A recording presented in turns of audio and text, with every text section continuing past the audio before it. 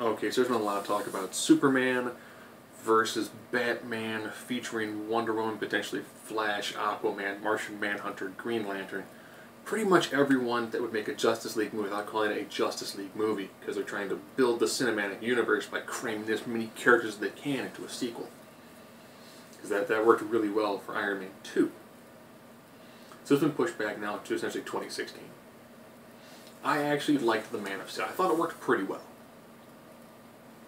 You know, people hated Superman Returns because it felt too gimmicky, too childlike, too much like a Christopher Reeve version. They do Man of Steel, which is a huge departure from the Christopher Reeve version. Then people are like, he's so dark, he's so broody, he's so moody. He's the last survivor of an alien race. I mean, if anybody has the rationale to be somewhat emo, it'd probably be the person where, so my whole life has been a lie. For the most part, yes. By the way, you have all these awesome powers, but you probably shouldn't use them. Or if you do use them sparingly. You know, they did the proper motions in that to make him be an emotionally troubled individual. It's different from, so what happened? I saw my folks die. Okay. Dedicated my entire life to making sure that other people don't have to watch their parents die. What about you, Clark? What's your background? Well, I found out when I was about a teenager that I'm from a planet that blew up, so I never got to meet my folks. I got this really bizarre kind of like ice cavern way up north where I get to talk to a computer image of my father. I never actually got to really truly meet him. You have memories of your father. I don't.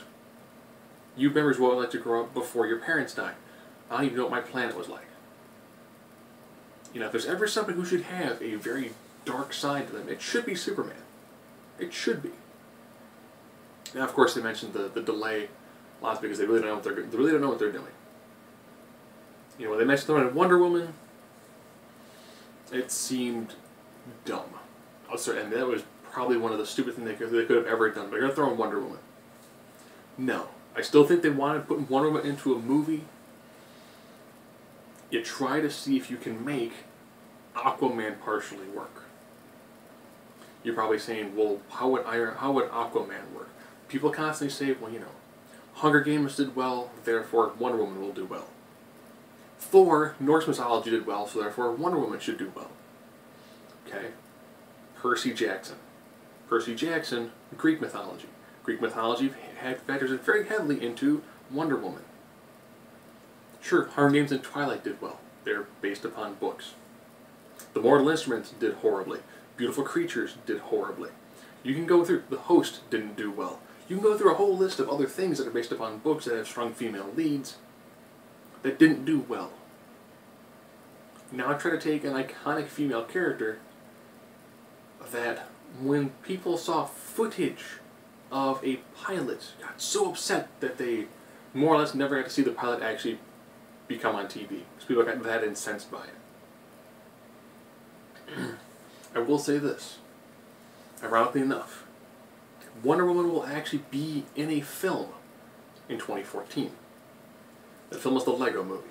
Ironically, the Lego Movie does show Batman and Wonder Woman in it, so it probably has other DC characters. So the closest thing you'll have for a Justice League movie will probably be the Lego Movie.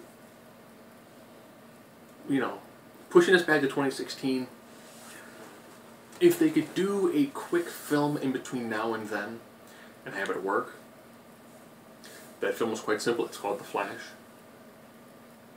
If you don't know how to do The Flash, it's pretty simple. He's a cop. So you have a forensic scientist. It's pretty easy to do a heavy cop-based movie. Another guy with super speed. You have the super speed technology. You use it in Man of Steel. So you could do a pretty solid cop-based drama about a guy trying to find out who murdered his mother and trying to clear his father's name. That is a solid premise. And you know who you can throw in there for cameos? You could have maybe they have some sort of lead and he talks to a guy who's working at the Daily Planet. Or maybe throwing us out there. They're trying to buy a new piece of equipment for the police station. That's made by Wayne Industries, or Luthor Corps, or LexCorp. There's so many easy things you can do. He can work with a guy named John Jones. I still think the Flash would be the perfect epicenter to get in so many other characters. You know, he could have a friend, Hal Jordan, because he has a friend named Hal Jordan. They've shown in lots of other iterations that Flash can very easily be a really good central point. And people they have working on scripts already know how to do a pretty solid cop drama. Look at the Batman trilogy, the Nolan version. It is heavy on cop-based drama. They did a lot with cops. If you look at the third one, there's a lot of cops in that movie. It's pretty easy to take people who know how to do cop-style drama, have them do essentially, you know, a 2-hour drama. You've already got a really solid starting point. You can throw in other characters because they have day jobs. Their day jobs work out pretty well. Hal Jordan, Barry Allen, good friends. If you don't want to go that route, you can very easily throw in a coffee shop called Radu. You can talk about how there's a starving artist who works here, Kyle Rayner.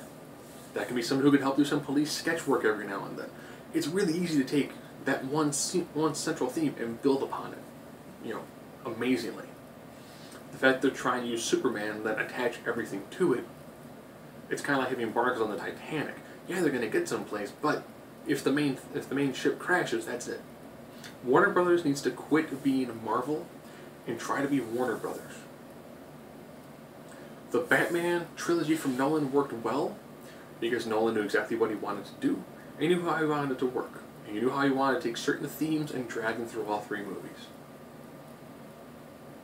Green Lantern, if you watch it, think about the exact same pacing and scenarios that they did in Iron Man. They tried to turn Green Lantern into the DC version of Iron Man. Look at the way the character is portrayed. Look at his love interests. Look at the person that he's fighting. Isn't he fighting his mentor? Isn't he fighting a really close friend? You see a lot of these really stark parallels. You see a guy who has an ability, but also doesn't really kind of want to do it. Then kind of like half-heartedly embraces it. Then makes him not like it. Then towards the very end has to really embrace it and overcome the main villain. It does seem like it's an identical play-off of Iron Man. And it wasn't very good. I still enjoyed it. I think it was a decent movie, but it's nowhere near as good as it should have been.